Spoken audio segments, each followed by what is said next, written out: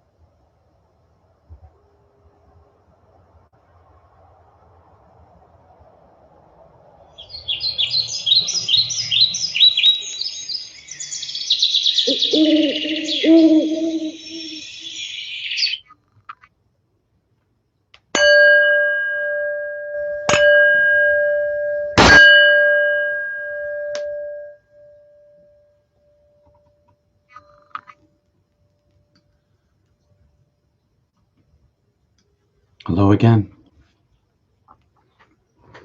As often I say, it's hard to come back from meditation and talk. Thanks for joining me this morning. I see lots of people I know and some new faces too. Jane and Sue. Jane Eager asks, what do you experience when you are meditating? I was describing to one of my neighbors the other day, the meditation is a layering, an unlayering process for me. I begin each meditation with my chant, my mantra, my prayer. And for a few minutes, I chant that inside my head until it falls away. And then I follow my breath up and down inside myself. And then that falls away too. And I get to sit in some peace. And as soon as I have a thought, I'm out of the peace. I return to my chant. The chant drops away. I follow my breath. I return to the peace. Meditation is a process of not self-reflection, not knowledge, but of self-emptying. And that self-emptying is the seeking itself. The Theophane the Recluse, who we mentioned earlier, was in pursuit of. Meditation isn't my desire to gain knowledge or experience ideas. It's simply self-emptying silence that's achieved by using the mind and language against itself until language falls away and I'm left inside a bubble of peace. That's what happens for me. C. Blake says, thank you for yesterday's video, the not church. I learned the metaphorical hellish side of your NDE was spiritual growth experience you actually chose with your divine spiritual therapist, our loving God. Yeah. Hey, Wendy. Hey, look, I can meditate and make coffee at the same time. You can. I can't do that. Sir, how often do you come? Sir, how often you come live? How many times have I lived? This is my third life as Peter. I'm born this way, named by my parents, died when I was 21. Life 2.0, died, that was 1980, died again in 2015. I'm in life 3.0. How many other incarnations? Don't really know, don't really care. I'm not in pursuit of what I was before when I was born in another life. I'm in pursuit of what I am in my soul, my connection to God. Sue, I experience all that is, I empty and invite, and in my silence the divine speaks. The whispers I hear of God have no language. Everyone has their own path. I'm glad that you empty, and in your silence the divine speaks. Elijah, in your NDE, there was a certain religion or belief you felt closer to the truth. No religion in my death. God has no religion other than love. There was no concepts, nothing human, no conceptions, no culture, no creations of anything that humans ever made when I was dead. Just the divine self, above, beyond religion.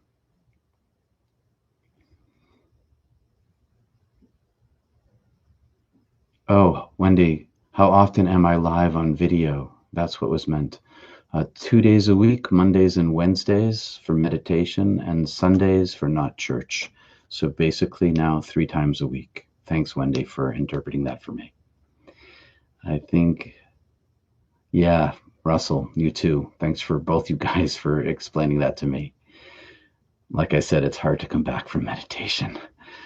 And Sue, thanks for that too. You too, Seth, clarified that for me too.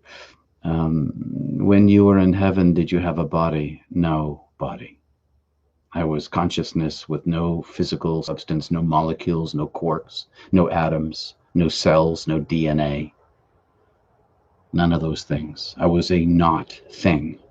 I was no thing.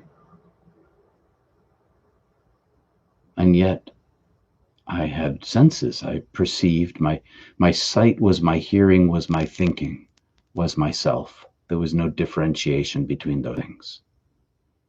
All were one thing inside me. And still, that's part of the truth for me living, is that my soul is my eye, is my ear, is my thinking, is my presence, is my connection to the divine. And Adharasha, thank you. I appreciate the reinterpretation. So 3 days a week, Mondays and Wednesdays for meditation, and Sundays for not church. It's okay, Elijah. Dumbing it down's what we do. My job is to take the complex and make it simple. I'm looking over in YouTube, in Facebook. I see Ali and Lois and Connie, Ariane from the Netherlands, Julian, God bless you too, Claire from Owl's Head, Maine, just down the coast from me. You're welcome, Wanda. Connie, have a good day. You too. Peace and refreshing. That's what we aim to have here in the morning. Mary, good morning and thank you. Did you see other beings and angels? Ariane asked. Not when I was dead, I didn't. Other than the angel of death who carried me into the divine presence itself. But other angels have been part of my life, but not in death, other than the angel of death who carried me home, my beloved friend, my angel of death. And it's not a personhood with wings, it's an intelligence, a compassion, a joy, a presence, a comfort, a powerful being, much more powerful than me. How long did your hell experience last where you felt others' pain? It was eternal, timeless, timelessness. I don't know how long it lasted. It felt eternal while I was in it. But then it ended, and I was filled with the oneness of being. So I guess I could say for a period of time, although I was in timelessness, it's a paradox. It's difficult to describe. You're welcome, Elijah. Off to your physics class. I love physics. Physics is great. Did you see other souls in heaven? No, I was in a place of non-being. I was only in the presence of God. I saw no other thing than the divine self itself. All of that stuff is covered in my book and in lots of my videos. Happy to continue talking about it, though. Hey, Claire. I was in a place of non-being. Just to go back to what Beth Perelas asks. Nothingness, no thingness, but the fullness of the presence of the divine, beyond conception, unlimited, incomprehensible, even when I was in the presence of it. Well, my friends, it's 8:30 now. I try to keep this to a half hour so that it fits inside your life. You can reach out to me and contact me personally, or see you here now on Wednesday, peterpanagore.love. I appreciate your support. I'm doing this as an independent, and your support very much helps. And if you want to have a session with me and have a conversation, please do. Book one in. So you do not recommend we try not to hurt others in any way? Oh, of course I do. Yes. Love is the key here. Love is the treasure. Love is the answer. Love was what I carried with me. Love was the gifts that people gave me, and the gifts of love I gave away were mine as well. I try to live my life now harming giving harm as little as possible, because I expect to go back through a hell of my own making to enter the oneness of being, a promise that was given to me, that I would go home again to the fullness of the presence of the oneness of love. And I live my life now trying to do as little harm as possible, but knowing it's unavoidable because I'm a human being in this matrix of the world. That said, my friends, facts uncensored. If you want to have more talk, shoot me a text. Shoot me a message, and maybe meet me in a session. But peace to you all. Namaste. Peace, love is the answer to all. It's the treasure of life. See you again. Oh, one more question. If we learn lessons from painful experience, can we work to learn and teach from a place of loving and peace instead? Yeah. Meditation is a cultivation of the presence of peace and love. It carves away our false self and allows the presence of the light to build a reservoir inside ourselves, and it's a way of opening the tap to the divine self. All right. That said, Susan, Hawkins, Palmer, if you want to have more conversation, reach out and we will. Peace, gotta go. Peace and love.